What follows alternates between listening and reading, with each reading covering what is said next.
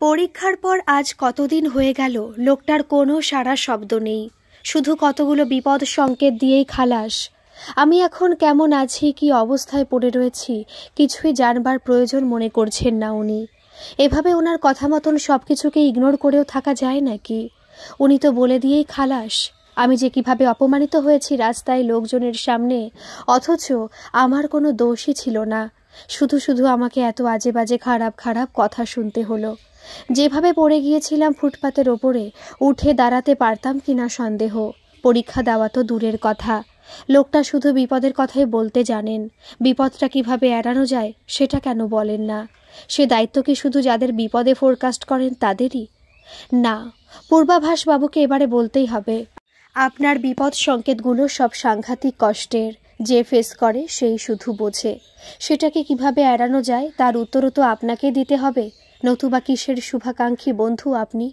কষ্টটা তো ভুগতে হচ্ছে আমাকে। এত সহজে মেন্টালি আর ফিজিক্যালি এই ধরনের সাংঘাতিক কষ্টগুলোকে ইগনোর করা একেবারে সম্ভব নয়, তাও পরীক্ষার সময়ে। একথা তো ভদ্রলোককে তো বুঝতে হবে। ওদিকে প্রাণের বান্ধবীরা দেবাঞ্জনার এই অবস্থার খবর পেয়ে একে একে ছুটে এসেছে সব তার কাছে। দেবাঞ্জনার মুখ থেকে এতদিন বাদে পূর্বাভাসের ব্যাপারে সব সত্যি খবরগুলো জানতে পেরে সাত্বিক আর দিয়া চমকে উঠল। কি বলছিস তুই?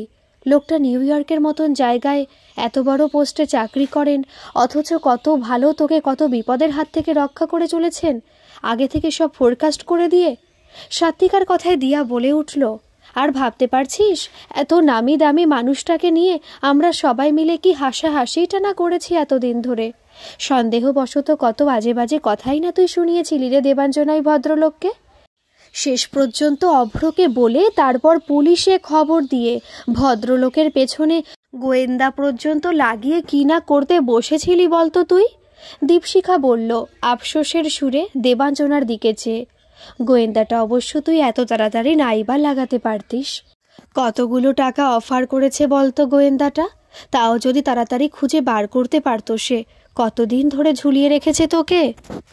মেঘনা পাশ থেকে ভ্রু কুঁচকে জিজ্ঞাসা করে উঠল, এই দেবাঞ্জনা, এখন তো তুই জানতে পেরে গেছিস পূর্বাভাস মানুষটা সত্যিকারের কে, কোথায় থাকে আর তার পেশা সব কিছু। তবে এখন তো তুই সব টাকা ফেরত পেয়ে যাবি গোয়েন্দাটার কাছ থেকে, সব জানিয়ে দিয়ে, তাই না? না রে, আমি যোগাযোগ করে বলেছিলাম টাকা ফেরতের কথা, কিন্তু ওই গোয়েন্দাটা জানালেন যে উনি 10% কেটে নেবেন সেই টাকা থেকে, কারণ উনি নাকি অলরেডি লোকটাকে খুঁজে বার করবার জন্য কাজ শুরু করে দিয়েছেন। তাই। ইস, কতগুলো টাকা তোর গচ্ছা গেল শুধু শুধু। সত্যিই তো, প্রথমে যদি পূর্বাভাস বাবুকে জিজ্ঞাসা করে নিয়ে ওনার ব্যাপারে সব কিছু জানতে চাইতিস, তাহলে এত দূরে এসে এভাবে বোকা বনতে হতো না তোকে। দিয়ার কথায় দেবাঞ্জনা করুণ স্বরে বলল, কি আর করা যাবে, সবই আমার কপাল। পূর্বাভাস বাবুও তো নিজে থেকে ওনার পরিচয় দিতে পারতেন প্রথম থেকেই, তাহলে তো জল এতদূর পর্যন্ত গড়াতো না।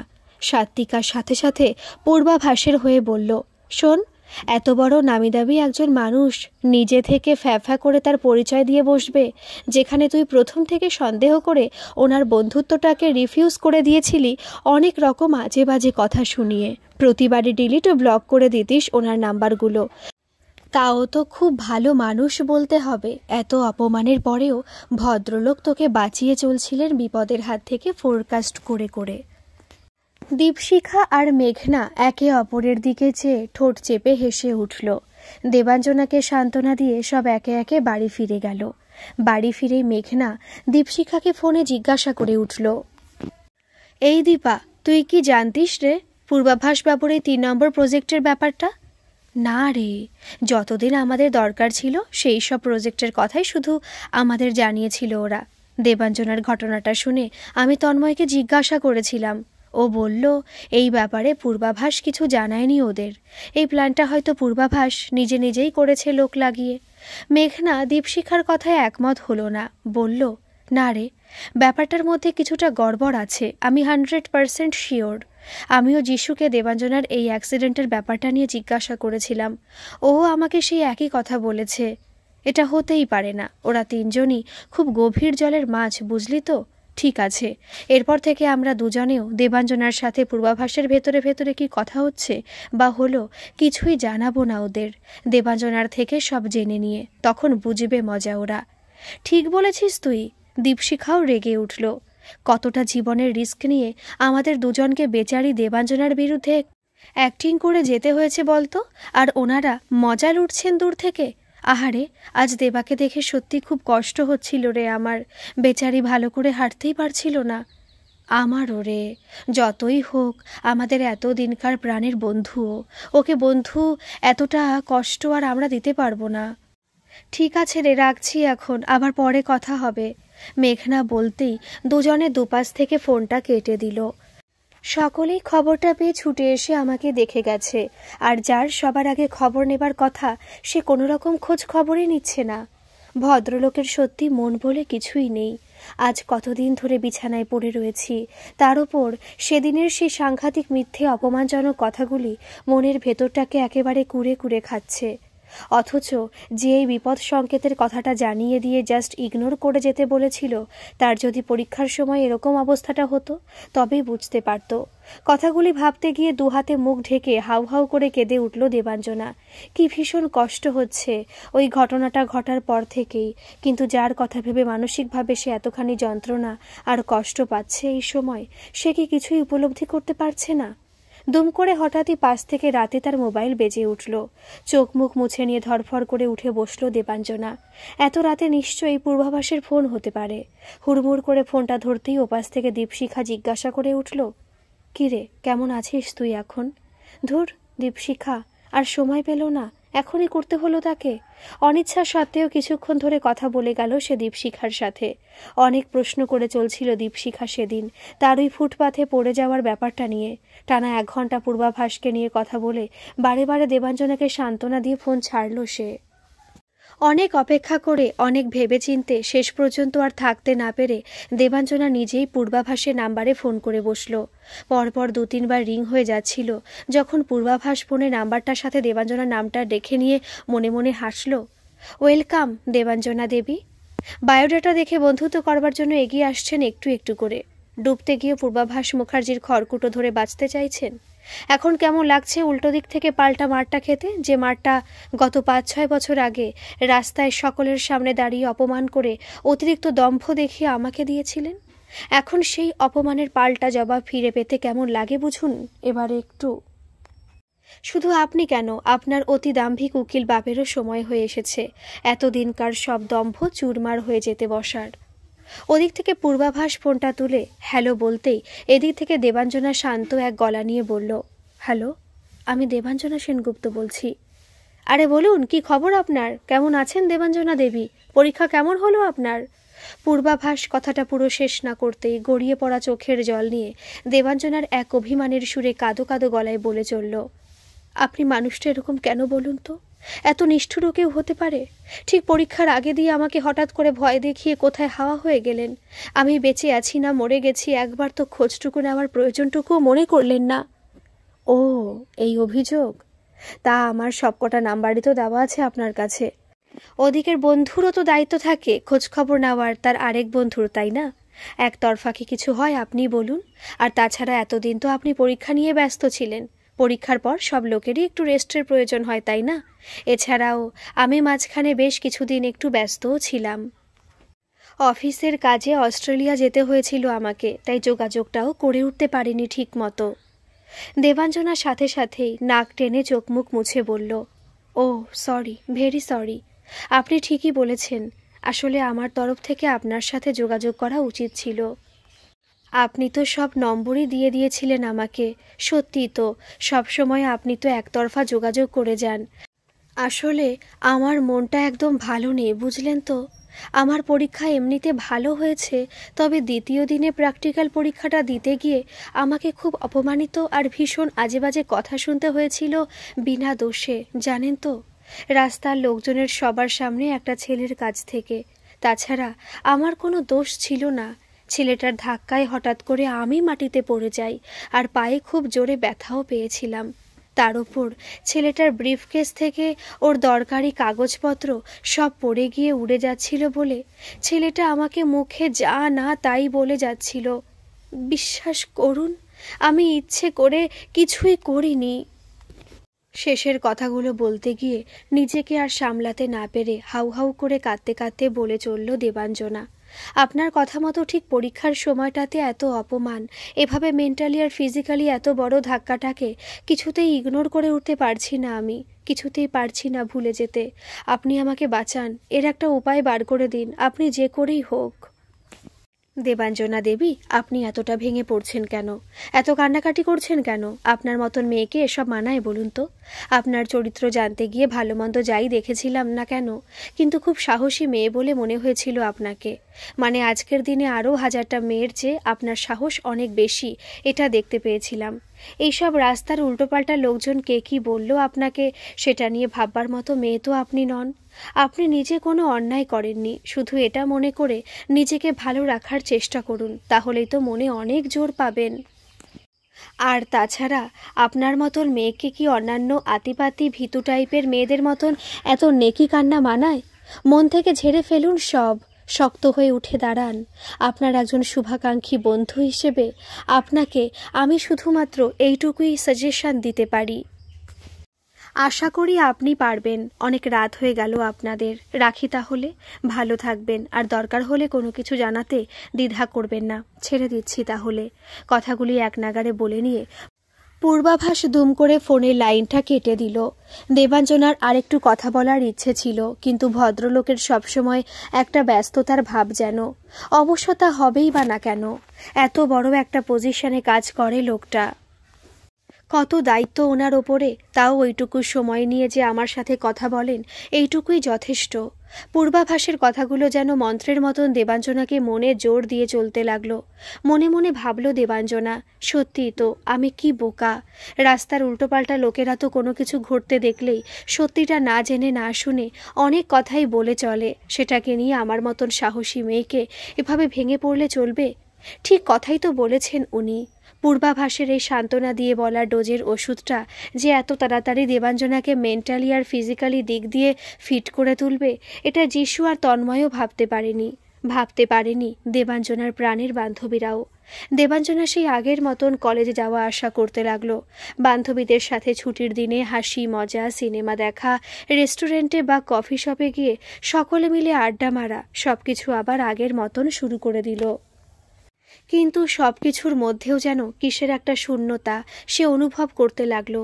তার মাঝে মধ্যে মনে হতো ফোনটা তুলে পূর্বাভাসকে একটা ফোন করি, শুধু দরকার হলেই করব। এমনিতে বিনা দরকারেও তো ওনার খোঁজ খবর নেওয়াটা আমার দায়িত্বের মধ্যেই তো পড়ে। ভেবে চিন্তে কিছুদিন বাদে দেবাঞ্জনা এই প্রথম একটা মেসেজ পাঠালো পূর্বাভাসের হোয়াটসঅ্যাপে, নিজে থেকে, ভারতীয় টাইম অনুযায়ী ঠিক রাত 10টা নাগাদ। কেমন আছেন পূর্বাভাস বাবু? অনেকদিন কোনো খবর নেই, ব্যস্ত নাকি খুব? দেবাঞ্জনা একটু ব্যস্ত আছি এই মুহূর্তে। আধ ঘন্টার মধ্যে বাড়ি পৌঁছে গিয়ে ফোন করছি আপনাকে। ঘুমিয়ে পড়বেন না তো আবার, নয়তো কাল আপনাকে ফোন করছি এই সময়তে। পূর্বাভাস: না অবশ্যই না, আপনি ধীরে সুস্থে বাড়ি ফিরে আজই করুন, আমি এত তাড়াতাড়ি ঘুমোই না, বাই। দেবাঞ্জনা সাথে সাথে ফোনটা ছেড়ে দিয়ে উবুর হয়ে শুয়ে একটা ম্যাগাজিনের পাতা উল্টে চলছিল দেবাঞ্জনা, পূর্বাভাসের ফোনের অপেক্ষা করতে থাকাকালীন। ঠিক আধ ঘন্টা বাদে পূর্বাভাসের ফোন বেজে উঠল। হঠাৎ করে ফোনটা বেজে উঠতেই ধরফড় করে উঠে বসলো সে বিছানার ওপর। ফোনটা ধরে হ্যালো বলতে ওদিক থেকে পূর্বাভাসের গলা। ভালো আছেন তো দেবাঞ্জনা? সব ঠিকঠাক চলছে তো? হ্যাঁ, আমি তো ভালোই আছি। এবারে আপনার খবর বলুন। আচ্ছা পূর্বাভাস বাবু, আপনি কি ওখানে একা থাকেন? না, ফ্যামিলি আছে আপনার ওখানে। হঠাৎ করেই শরীরের সমস্ত শিরা উপশিরাগুলি মুহূর্তের মধ্যে লাফিয়ে উঠল পূর্বাভাসের। আর তর সইছে না মহারানীর। এবারে আরেক দিকের বায়োডাটা জানার ব্যাপারে ব্যস্ত হয়ে উঠছে দেখছি। নরম গলায় বলল হেসে পূর্বাভাস, না, এখনও সেরকম ফ্যামিলি তৈরি করে উঠতে পারিনি। আমি 29 বছর বয়সের একজন অবিবাহিত পুরুষ। কিছুদিনের মধ্যেই এই 30-এ পড়ব আর কি। বলতে পারেন এখনও একজন ব্যাচেলার মানুষ। একাই থাকি এখানে। চমকে উঠল কথাটা শুনে দেবাঞ্জনা। সাথে সাথে প্রশ্ন করে উঠল তীব্র কৌতূহল নিয়ে, ও আই সি, তা আপনার ওখানে কোনো গার্লফ্রেন্ড না মানে পার্টনার জাতীয় কেউ আছে নিশ্চয়ই। প্রশ্নগুলি যে এবারে উল্টো দিক থেকে আসবে এটাই স্বাভাবিক, কিন্তু এত তাড়াতাড়ি আসবে ভাবতে পারেনি পূর্বাভাস।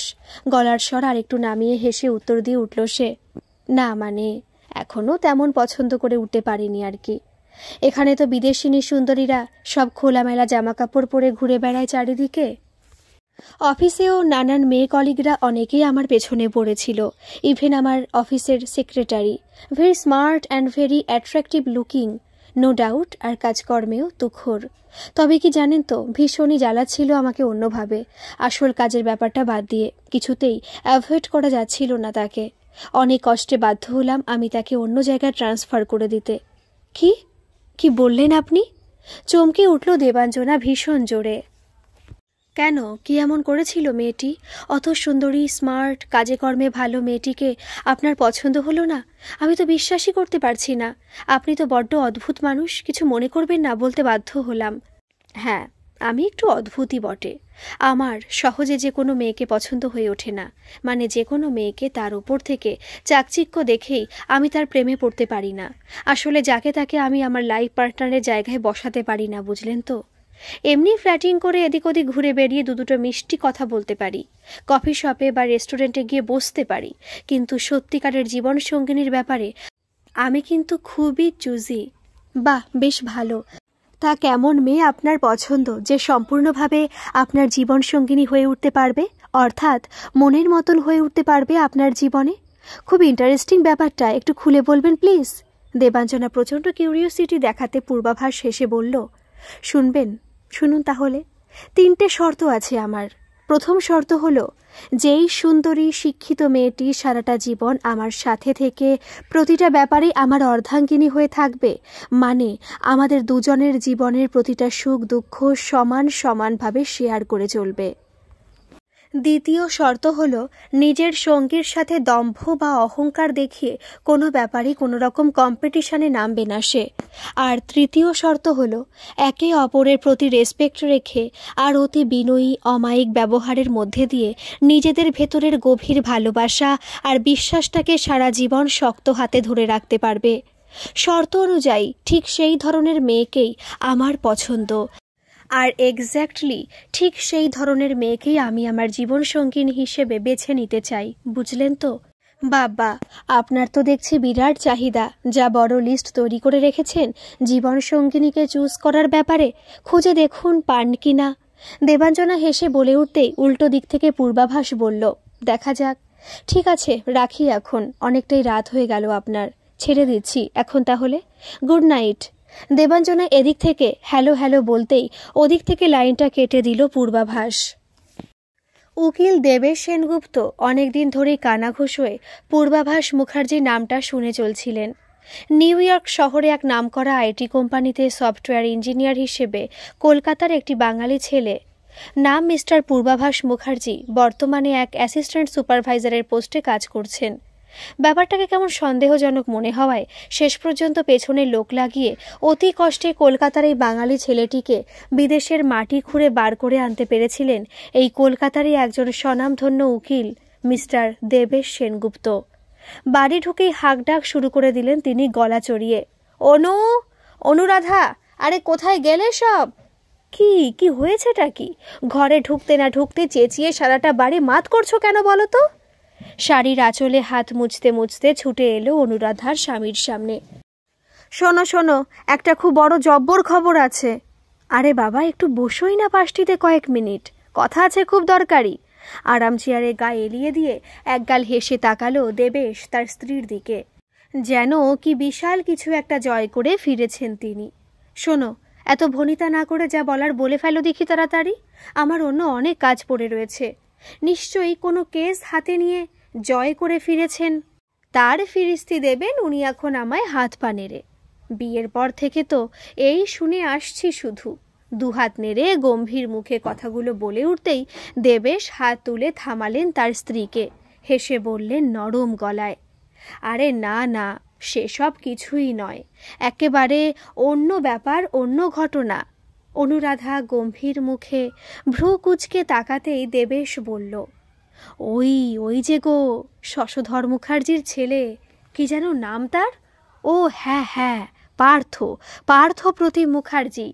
ও এখন নিউ ইয়র্ক শহরের নামকরা এক আইটি কোম্পানির সফটওয়্যার ইঞ্জিনিয়ার হিসেবে একেবারে সুপারভাইজারের কাজ করছে জানো। আর এখন তার নাম পাল্টে নতুন কি নাম রেখেছে শোনো, পূর্বাভাস মুখার্জি। বড় বড় চোখে স্ত্রীর দিকে চেয়ে ঠোঁটের কোনায় হাসি নিয়ে এক নাগাড়ে কথাগুলি বলে গেলেন দেবেশ সেনগুপ্ত। বিরাট এক বিস্ময়ে ভ্রু কুঁচকে স্বামীর দিকে কিছুক্ষণ চেয়ে থেকে একেবারে দেবেশের সামনে এসে দাঁড়ালো অনুরাধা। জিজ্ঞাসা করে উঠল, তা তুমি এত খবর জোগাড় করলে কোত্থেকে শুনি? আরে কি যে বলো, আমার আবার জানাশোনা লোকের অভাব আছে নাকি? তিন জায়গায় ভালো করে খোঁজ খবর নিয়ে তবেই সত্যিটা বলছি তোমায়। সাথে সাথে চেয়ার টেনে দেবেশের পাশে এসে বসল অনুরাধা। এক অস্থির সন্দেহের মন নিয়ে হা করে চেয়ে রইল সে স্বামীর দিকে।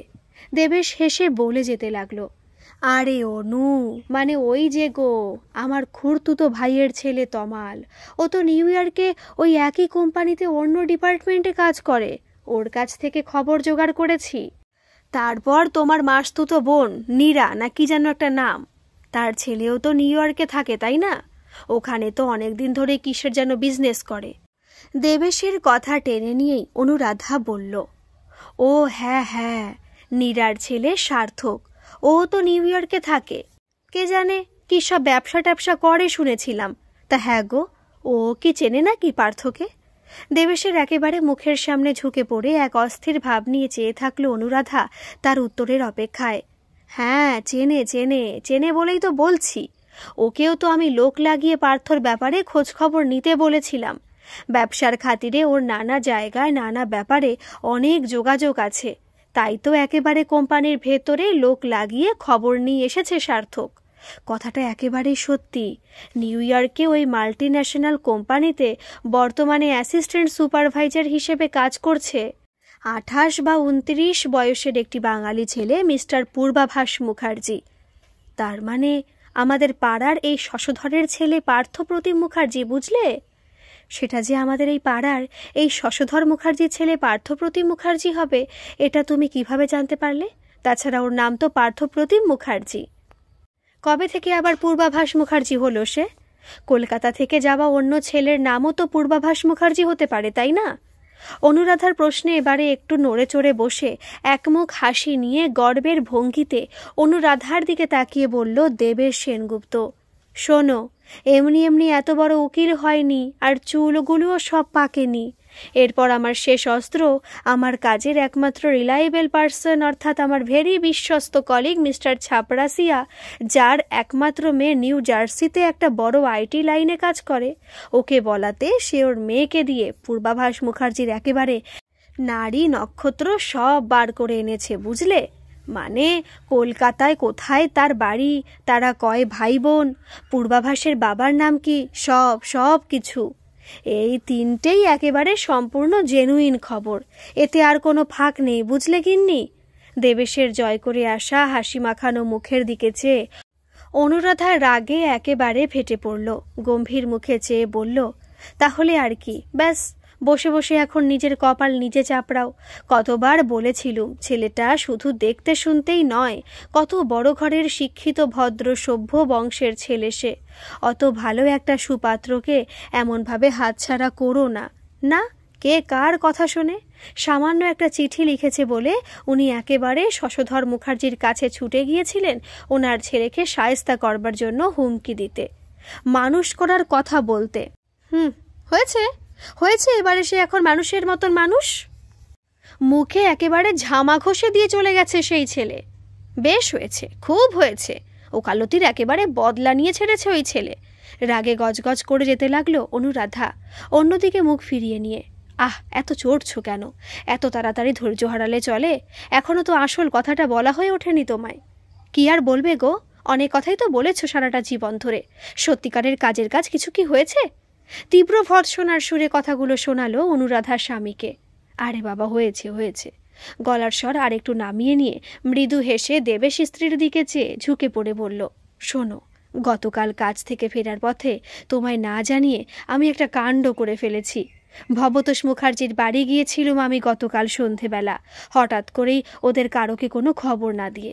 দেবেশের কথা শেষ না হতেই অনুরাধা আবারও তীব্র রাগে ফেটে পড়ে বলল, এক ঘেন্না মাখানো চোখে চেয়ে, কি ভিক্ষা চাইতে? একচোট অপমানিত হয়ে বাড়ি ফিরে এসেছ তো? ছি! আরে বাবা, না না, ওরা সত্যিকারের ভদ্রলোক গো অনু। তোমার কথাই ঠিক। আমাকে দেখে ভবতোষ আর শশধর মুখুর্জি সেই আগের মতনই সম্মান দেখিয়ে কথাবার্তা বলল আমার সাথে। খুবই আদর আপ্যায়ন করলো ওরা সকলে মিলে আমাকে। ছলছল করে ওঠা চোখের জল মুছতে মুছতে হাত নেড়ে জানালো দেবেশ স্ত্রীর দিকে চেয়ে করুণ নয়নে, জানো তো, আমি জোর হাত করে আমার নিজের কৃতকর্মের জন্য ক্ষমা চাইতেই ওরা কি বলে উঠল শুনবে? কি? ভ্রুকুচকে এক কপট দৃষ্টি নিয়ে ভেতরের সমস্ত উদ্বেগ আর উৎকণ্ঠাকে চেপে রেখে দেবেশের মুখের দিকে চেয়ে জিজ্ঞাসা করে উঠল অনুরাধা। ম্লান হেসে বলল দেবেশ। ওরা সাথে সাথেই বলে উঠল, সে কি, আপনি এভাবে বলছেন কেন? বরং আমরাই আপনার কাছে ধন্য। আপনার এই অপমানের দাম দেবে বলেই তো আমাদের পার্থ সেদিন দেশ ছেড়ে বিদেশে চলে গিয়েছিল, আর আজ সে আপনাদের সকলের আশীর্বাদে মানুষের মতন মানুষ হয়ে উঠেছে। এর জন্য তো আমরাই আপনার কাছে বরং কৃতজ্ঞ দেবেশবাবু। অনুরাধা যেন নিজের কানকে বিশ্বাস করতে পারছিল না। চোখ কপালে তুলে স্বামীর কথাগুলো শুনে চলছিল সে। তারপর গায়ের আঁচল টেনে দুহাতে মুখ ঢেকে হাউ হাউ করে কেঁদে উঠল। একটু বাদে শান্ত হয়ে চোখ মুছে মাথা তুলে ওপরের দিকে চাইল অনুরাধা। একটা দীর্ঘশ্বাস ফেলে বলল, কত বড় মনের লোক হলে পরে এত বড় অপমান করার পরেও এসব কথা বলতে পারল ওরা। দেবেশ সেনগুপ্ত এবারে এক অপরাধীর চোখ নিয়ে স্ত্রীর দিকে চেয়ে অতি নরম স্বরে বলল, কত বড় যে মনের লোক ওনারা, আরও শুনবে?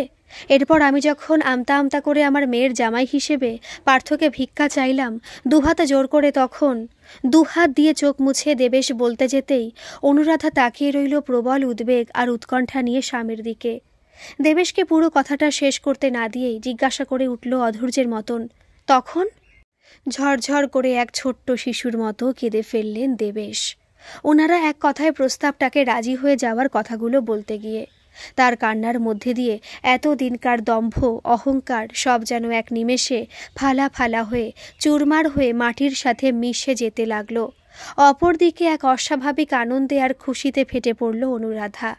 হাউ হাউ করে কাঁদতে কাঁদতে এরপর আঁচল টেনে চোখ মুছে নিয়ে আবারও কি এক অজানা আতঙ্কে কাঁপা কাঁপা গলায় সন্দেহের জ্বলে পড়ে গিয়ে জিজ্ঞাসা করে উঠল সে স্বামীর দিকে চেয়ে, হ্যাঁ গো, ওই পার্থ ছেলেটি কি আমাদের দেবাকে বিয়ে করতে রাজি হবে? বিদেশে গিয়ে এত বড় চাকরি করে চলেছে সে, এত নামডাক যার, তার উপর ওর বাবাকে শোনানো তোমার ওই অপমানের বদলা নিতেই সে বিদেশে পাড়ি দিয়েছিল। তাছাড়া আজকালকার দিনে বাবা মায়ের কথায় কিছু হয় নাকি? ছেলেকে রাজি করতে না পারলে কাজের কাজ কিছুই হবে না, যতই ওনারা বলুক মুখে। পর মুহূর্তেই আবারও রেগে উঠে দেবেশকে দায়ী করে বসল সের জন্য। এই সব কিছুর হয়েছে তোমার জন্য। কতবার বলেছিলাম ছেলেটি ভালো ঘরের ছেলে, দেখতে শুনতেও বেশ ভালো, ভদ্র নম্র স্বভাবের। কিছু বলতে যেও না ওর বাবাকে। না, কে কার কথা শোনে? কত হম্বিতম্বি তখন। উকিলগিরি দেখাতে গিয়েছিলেন তখন উনি। ছেলেটির বাবাকে ডেকে একেবারে বাজারে কড়াভাবে শাসিয়ে দিয়ে চূড়ান্ত অপমান করে বাড়ি ফিরে এসেছিলেন তিনি ওনার ওকালতির যোগ্যতা দেখাতে। এখন ভোগো, এই যা মেধাবী ছেলে, এদেশে থেকে অনেক নামডাক করতে পারত সে। অনুরাধার ঠেস মারা কথাগুলো শুনে চোখের জল মুছতে গিয়ে নিজেকে বড় অপরাধী মনে হতে লাগলো দেবেশ সেনগুপ্ত রাজ। স্ত্রীর দিকে চেয়ে করুণ চোখে বলল, আমি হেরে গেলাম অনু। এত বড় একজন উকিল হয়ে ওদের ভদ্র মার্জিত ব্যবহারের কাছে আমি সম্পূর্ণ হেরে গেলাম আজ, আমার এই অতিরিক্ত অহংকার আর দম্ভ দেখাতে গিয়ে। হেরে গেলাম আমি ওই বাচ্চা ছেলেটির অসম্ভব মনের জোরের কাছে। তুমি ঠিকই বলেছ, এতটা বাড়াবাড়ি করা তখন আমার উচিত হয়নি। এই শোনো, আরেকটা কথা তোমায় বলে দিচ্ছি, খবরদার ওই ছেলেকে আবার ফোন করে বলে বসো না তোমার মেয়েকে বিয়ে করার প্রস্তাব দিয়ে। অনেক বুদ্ধির জোর দেখিয়েছ, অনেক তো ওকালতি করেছ, আসল জায়গায় হেরে তো ভূত হয়ে গেছো একেবারে। এবারে একটু ক্ষান্ত দাও তোমার ওই ওকালতির বুদ্ধির জোর। আমাদের মেয়ের কপালে যা লেখা আছে হবে। দেবার কানে যদি এসব কথা যায় একবার, তাহলে বুঝতেই পারছো মেয়ের চোখেও তুমি ছোট হয়ে যাবে। তোমার মতোই তো হয়েছে দেবাটা, অসম্ভব জেদি আর দাম্ভিক প্রকৃতির। দেবেশ মাথা নিচু করে ভেবে চলল। অনুরাধা গজগজ করতে করতে নিজের কাজে ফিরে গেল। একদিকে মেয়ে দেবাঞ্জনা, আরেকদিকে তার বাবা উকিল দেবেশ সেনগুপ্ত, দুজনেই নিউ ইয়র্কে এত বড় আইটি কোম্পানির সফটওয়্যার ইঞ্জিনিয়ার বনাম অ্যাসিস্ট্যান্ট সুপারভাইজার মিস্টার পূর্বাভাস মুখার্জিকে নিয়ে গভীর চিন্তায় ভুগতে লাগল। পূর্বাভাসের বলা শর্তগুলো ভেবে চলছিল দেবাঞ্জনা। বাবা, লোকটার দেমাগ তো কম নয়, নিজেকে একজন বিশাল কিছু মনে করেন উনি দেখছি। বিদেশের মেয়েরা এত স্মার্ট আর সুন্দরী, ওদের ওনার পছন্দ হচ্ছে না, তার ওপর ওনার শর্তগুলো আজকের দিনে আমাদের এই দেশের মেয়েরাই মেনে নেবে না। বিদেশিরা তো কোন ছাই, যত সব সেকেলে চিন্তাধারা ওনার পুরাণের সেই সীতা সাবিত্রীর আমলের। মাঝখান দিয়ে বেশ কয়েকদিন কেটে চলছিল। দেবাঞ্জনা তার সব বান্ধবী আর তাদের প্রেমিকদের সাথে প্ল্যান প্রোগ্রাম অনুযায়ী মাঝে মাঝেই এদিক ওদিক গিয়ে ঘুরে আসত, কিন্তু দিনকে দিনই দেবাঞ্জনাকে খুবই অন্যমনস্ক দেখতে লাগলো। সকলের কথার মাঝে কোথায় যেন হারিয়ে যেত মাঝে মধ্যেই, কি যেন চিন্তা করে চলত সে। যিশু হেসে একদিন বলেই বসলো হাসতে হাসতে দেবাঞ্জনাকে নিয়ে কি কথা হতে থাকাকালীন, উনি এখন এই জগতে নেই, অথচ ওনাকে নিয়ে আমরা কথা বলে চলেছি। মনে হচ্ছে মনে মনে কারো ধ্যান করে চলেছেন। এই যে দেবাঞ্জনা, কি এত চিন্তা করে চলেছ? আমাদেরকেও একটু কোম্পানি দাও। তন্ময় বলল দীপশিখার দিকে চেয়ে ভ্রু কুঁচকে। আচ্ছা দীপশিখা, দেবাঞ্জনার ওই অতি শুভাকাঙ্ক্ষী বন্ধুটা যে আগে থাকতে বিপদ সংকেত জানিয়ে দেবাঞ্জনারকে সতর্ক করে দিত, ওনার খবর কি? এখন আর বিপদ সংকেতের ব্যাপারে কিছু জানায় না দেবাঞ্জনাকে। কোথায় উধাও হয়ে গেল লোকটা? প্রতীক পাশ থেকে বলল, দেবাঞ্জনার যা যা বিপদ ছিল সব কেটে গেছে এখন, এটা বুঝতে পারছো না? তাই আর যোগাযোগ করছে না ভদ্রলোক। অভ্র সুরেলা সুরে বলল, আবারও করিবেন দেবাঞ্জনা দেবীর সামনে বিপদ আসিতে দেখিলেই। সকলে একসাথে হেসে উঠল। ওহ, শুনলাম দেবাঞ্জনা, তুমি নাকি ভদ্রলোককে আবিষ্কার করতে পেরেছ।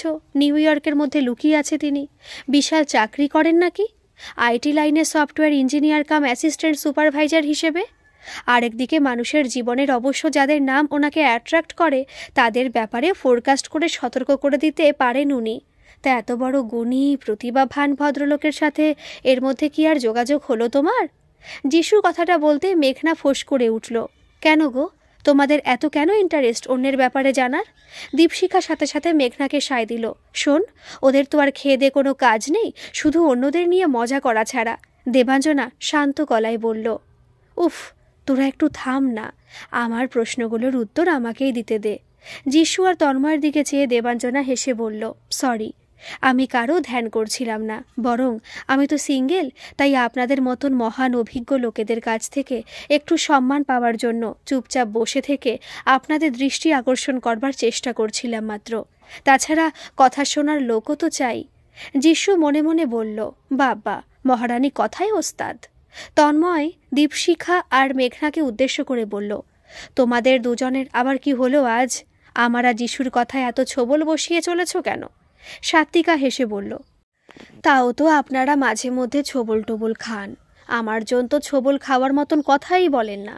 অবশ্য মাঝে মধ্যে দুই একটা ছাড়েন অতি ভদ্রভাবে, তারপর আবার 3 ঘন্টা ধরে চুপচাপ বসে থাকেন। দিয়া হাসতে থাকলো, বলল, বেশি কথা বলাটা না ছেলেদের ঠিক মানায় না। পার্সোনালিটি রেখে সময় মতন কথাবার্তার উত্তর দিতে হয়, তারাই সর্বত্র সম্মান পায়। দেবাঞ্জনার পূর্বাভাস বাবুটির কিন্তু প্রচণ্ড বুদ্ধি আর পার্সোনালিটি। ফ্যাফা করে নিজের সব কথা আগে থেকে না জানিয়ে প্রয়োজন মতো কোথায় কখন কোন কথাটা ছাড়তে হবে কি সুন্দর করে তার উত্তর দিয়ে যান। দেবাঞ্জনা হঠাৎ করে দিয়ার কথায় চমকে উঠে লাজুক এক মুখ নিয়ে দিয়ার দিকে চেয়ে বলে উঠল, এই, তুই সব বুঝে গেছিস তাই না? এটাও কিন্তু আরেক রকমের অহংকার দেখিয়ে অন্যের নজর কাড়া, বুঝলি তো? নিজের দাম বাড়ানোর চেষ্টা। সুর টেনে বলল দেবাঞ্জনা পূর্বাভাসকে ভাঙিয়ে, আমাকে দেখো, আমি কি ভীষণ একজন কেউকেটা মানুষ, অথচ যেচে নিজের বায়োডাটা দিতে যাই না। বায়োডাটা জানিয়ে কি বন্ধু করা যায় নাকি? যার দরকার সে জেনে নেবে ইচ্ছে হলে। ওরে বাবারে, মেয়েদের সাথে আজ আর কথাই পারা যাবে না।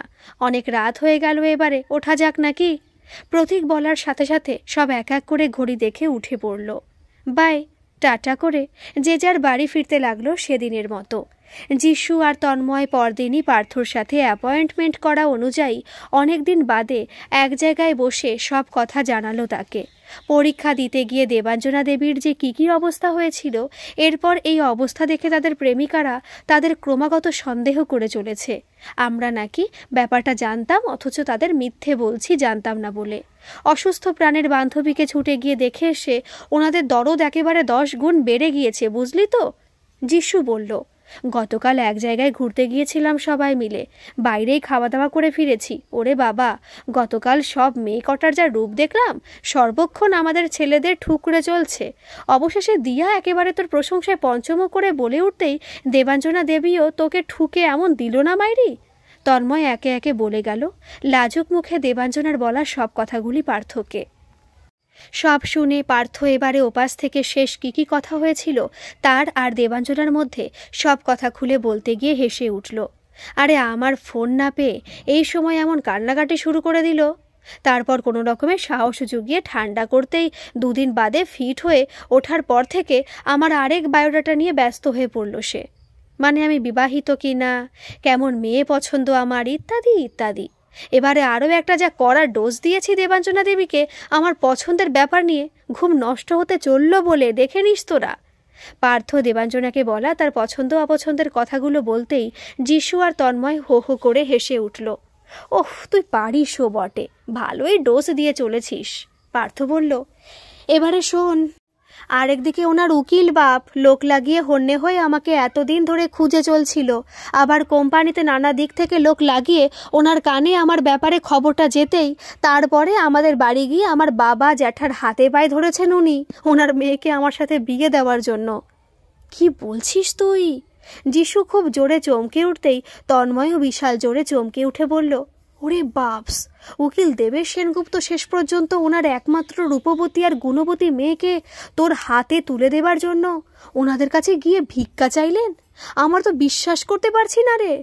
যিশু জিজ্ঞাসা করে উঠল, তা এখন তুই কি ডিসিশন নিবি বলে ঠিক করেছিস? আরে দাঁড়া, দাম্ভিক বাপ আর মেয়েকে আরও কিছুটা লেজে খেলাই। দেমাকি বাপটার তো ঘুম নষ্ট হয়ে যেতে বসেছে এই ভেবে যে আমি শেষ পর্যন্ত ওনার মেয়েকে বিয়ে করতে রাজি হব কি না। তন্ময় আর যিশু হেসে বলল, চালিয়ে যা গুরু, শেষ সিনটা দেখার জন্য অপেক্ষায় রইলাম। ঠিক আছে রে, গুড নাইট, পরে আবার কথা হবে। পূর্বাভাস ওপাশ থেকে ফোনটা কেটে দিল। রাত 10টার কাছাকাছি ঘড়ির কাঁটা এগিয়ে আসতে থাকলেই দেবাঞ্জনার মনটা কেমন ছটফট করতে থাকে। রোজই এক একটা করে দিন এভাবে গড়িয়ে যেতে থাকে আর দেবাঞ্জনার অপেক্ষা করার ক্ষমতাও কমে যেতে থাকে। একদিন সে শুনতে পায় বাপি আর মামনির মধ্যে তার বিয়ের ব্যাপার নিয়ে কথা হচ্ছে। দেবাঞ্জনাকে শুনিয়েই দেবেশ বলে উঠল, অনু, দেবার পাত্র দেখা একেবারে শুরু করে দাও, মেয়ের তো বিয়ের বয়স হয়ে চলেছে। মামনি ট্রেতে করে চা নিয়ে আস্তে আস্তে বলল, আমি তো অনেকদিন ধরেই তোমাকে বলছি, তোমার তো বসে এসব নিয়ে দুটো কথা বলার সময় হয়ে ওঠে না, এতই ব্যস্ত তুমি তোমার ওকালতি নিয়ে। কথাগুলো শুনতে শুনতে দেবাঞ্জনা ড্রয়িং টেবিলে এসে সোফায় বসতেই দেবেশ জিজ্ঞাসা করে উঠল, কিরে মা, এখন তো সম্পূর্ণ সুস্থ ফিল করছিস তো? অনুরাধা ওর গায়ে পিঠে হাত বুলিয়ে বলল, এখনও সম্পূর্ণ সুস্থ। হ্যাঁ রে, আজ বিকেলে কোথাও যাওয়ার প্ল্যান নেই তোদের? দেবাঞ্জনা তার চায়ের কাপ তুলে নিয়ে প্লেটে বিভিন্ন বিস্কুট রাখার মধ্যে থেকে একটা বিস্কুট তুলে নিয়ে দুদিকে ঘাড় নেড়ে বলল, প্রত্যেক উইকেন্ডে থাকে নাকি? সকলের সুবিধা অসুবিধা দেখেই তো প্রোগ্রাম করা হয়। বাহ, আজ তাহলে কি খাবি বল, বাড়িতে বানাবো তাহলে। উমা তো রয়েছে, সব জোগাড় করে দেবে। দেবেশ উল্টো দিকের সোফায় বসে চা খেতে খেতে বলল দেবাঞ্জনার দিকে চেয়ে হেসে, আর তো বেশি দিন নেই, সামনের বছরের মধ্যেই তো তোমার মেডিকেল কোর্সটা কমপ্লিট হয়ে যাবে। তোমার নিট এক্সামগুলোর মার্কস শুনে আমি ভীষণই খুশি হয়েছি। হাসপাতালে প্র্যাকটিস কেমন চলছে তোমার? হ্যাপি তো পেশেন্টদের নিয়ে কাজ করতে গিয়ে? আমি খুব হ্যাপি বাপি, খুব চ্যালেঞ্জিং একটা জব। বিভিন্ন পেশেন্ট বিভিন্ন রোগে ভুগে চলেছে, ওদের শারীরিক এবং মানসিক দিকটাও ভীষণভাবে দেখতে হয়, যাতে তারা মনের জোরে শরীরের রোগের সাথেও ফাইট করে চলতে পারে, ধীরে ধীরে ভালো হয়ে উঠতে পারে। অনুরাধা পাশ থেকে বলে উঠল, এখন একটু ডাক্তারি আর ওকালতি নিয়ে কথা বলা বন্ধ করে আসল কথাটা বলো তোমার মেয়েকে। বেলা তো গড়িয়ে যেতে লাগলো। দেবেশ হাসল, নরম গলায় বলল মেয়ের দিকে চেয়ে, দেবা মা, এবারে তোমার জন্য পাত্র দেখতে শুরু করছি আমরা। এবারে তো বিয়ের পিঁড়িতে বসতে হবে, তাই না? দেবাঞ্জনা থতমত খেয়ে উঠল হঠাৎই। সামান্য চুপ থেকে শান্ত গলায় বলল সে ভ্রু কুঁচকে, এত তাড়াতাড়ি কেন? এত তাড়াতাড়ি তোমরা আমাকে বাড়ি থেকে বিদায় দিতে চাও? অনুরাধা সাথে সাথে বলে উঠল ঠান্ডা স্বরে।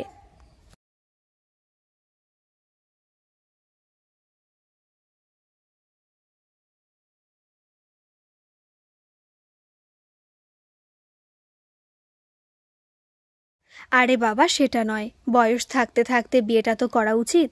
মেয়েদের রূপ যৌবন থাকতে থাকতে বিয়েটা করলেই তো জীবনে সুখী হওয়া যায়। আর বিয়ে দিয়ে দেওয়া মানে তো বিদায় দেওয়া নয়। একটা নতুন সম্পর্ক দুটো পরিবারের মধ্যে গড়ে ওঠে সুন্দরভাবে। তাছাড়া আমাদেরও তো বয়স হচ্ছে মা। আমাদের কি শখ আহ্লাদ থাকতে পারে না আমাদের মেয়েটাকে সুখী দেখে যাওয়ার? দেবাঞ্জনা গম্ভীর মুখ নিয়ে বলে উঠে চলে গেল সেখান থেকে।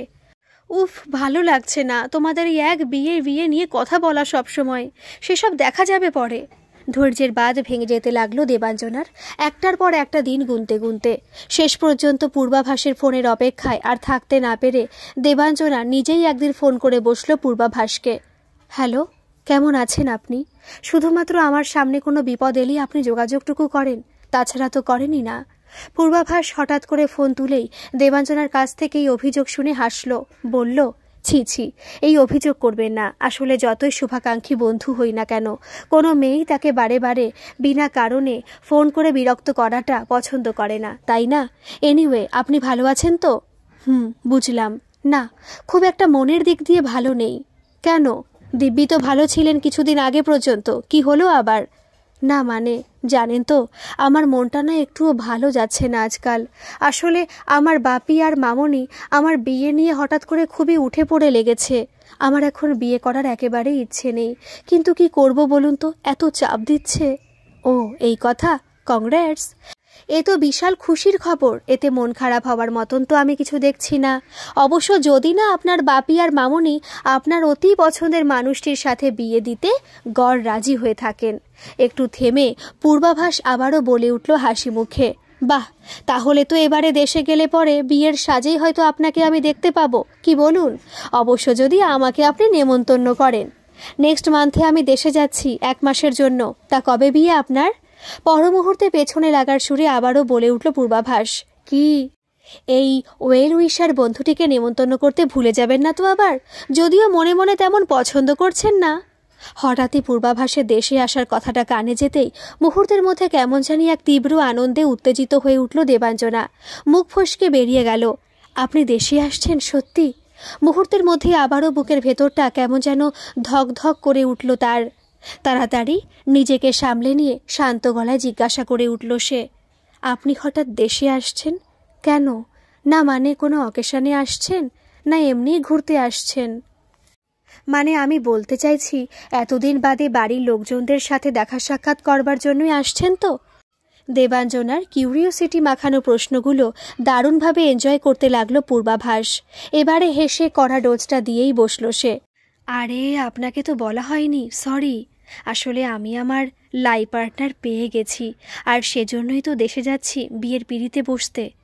দেবাঞ্জনার হৃৎপিণ্ডে এবারে হঠাৎ করেই কে যেন একটা হাতুড়ি দিয়ে করাত করে ঘা মেরে বসল।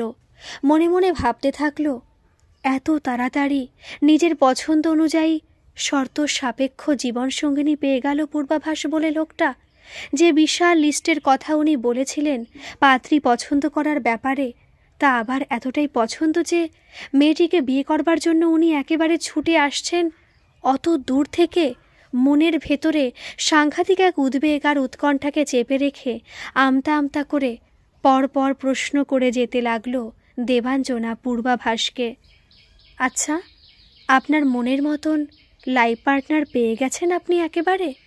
না মানে ঠিক যেরকমটি আপনি খুঁজছিলেন আর কি, তা সে কি দেশি না বিদেশিনী?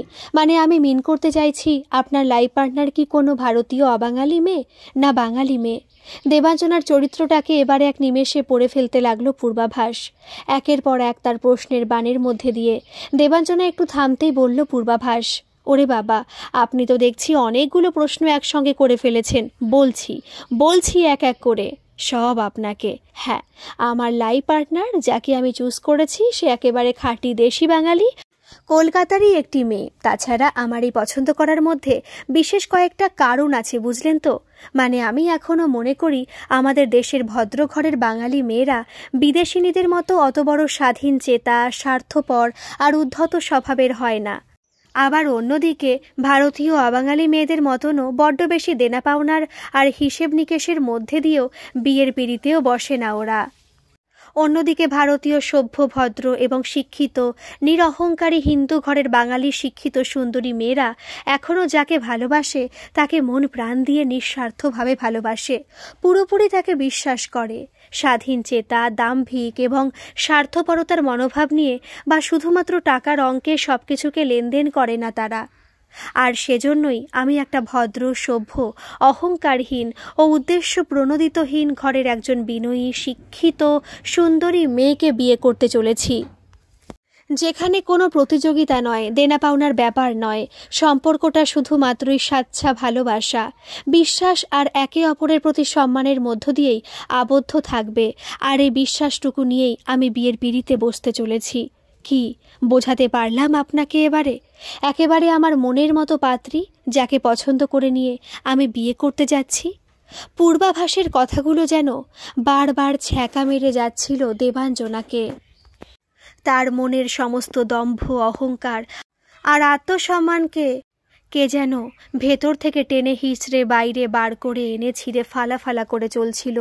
অতি কষ্টে ঢোক গিলে করুণ এক গলা নিয়ে জিজ্ঞাসা করল দেবাঞ্জনা, তা কবে বিয়ে আপনার? বড় কষ্ট হতে লাগলো এবারে পার্থর দেবাঞ্জনার গলার স্বর শুনে। মনে মনে হেসে উঠল সে। অভিনয়ের শেষ সিন তো এখনো বাকি রয়ে গেছে। উকিল দেবেশ সেনগুপ্তের কন্যা শ্রীমতী দেবাঞ্জনা সেনগুপ্ত। আলগা করে এক্সাইটমেন্ট দেখিয়ে এক গর্বভরা সুর নিয়ে হেসে বলল পূর্বাভাস, এক্স্যাক্ট ডেট এখনো ঠিক হয়নি, তবে বাড়ির লোকেরা শুভদিন দেখতে আর বিয়ের জোগাড়যন্ত্র করতে শুরু করে দিয়েছে। আমি তো শুধু মেয়েটার ফটো দেখেছি আর মাঝে মধ্যে কথা বলেছি মাত্র একটু ওর সাথে। She is qualified, very pretty and smart looking. চেহারাটা দেখে মনে হলো মেয়েটির মধ্যে কোথাও যেন একটা হাসি খুশি, সহজ সরল, সুন্দর মনও লুকিয়ে রয়েছে। সব দেখে শুনে ও ভেবে চিনতে মনে হলো আমার জন্য এই মেয়েটি সম্পূর্ণভাবে উপযুক্ত হবে। অবশ্য বলতে পারেন ফটোতে এক দেখাতেই মনে মনে তাকে আমি ভালোবেসে ফেলেছি। পর মুহূর্তে ব্যস্ততা দেখিয়ে বলল পূর্বাভাস, ওহো দেখুন তো, আজ গল্পে গল্পে কত রাত হয়ে গেল, আপনার ঘুমেরও তো কত দেরি হয়ে গেল। আজকের মতো আমি এখন রাখছি তাহলে, গুড নাইট। না না, রাখবেন না, প্লিজ শুনুন শুনুন আর একটা কথা। ততক্ষণে উল্টো দিক থেকে ফোনের লাইনটা কেটে দিল পূর্বাভাস। আজকের পর্ব এই পর্যন্তই থাক। পরবর্তী মানে অন্তিম পর্ব আজ সন্ধ্যে 7:30টায় আমি আপলোড করে দেব। আমি বলেছিলাম দুপুরে অন্তিম পর্ব আপলোড করব, কিন্তু একটু বড় হয়ে যাচ্ছে, তাই সন্ধ্যাতেই আমি এর অন্তিম পর্ব আপলোড করে দেব। গল্পটা কেমন লাগছে অবশ্যই কিন্তু একটা কমেন্ট করে জানাবেন। ভালো লাগলে একটা সাবস্ক্রাইব করে দেবেন। ধন্যবাদ। ভালো থাকবেন, সুস্থ থাকবেন।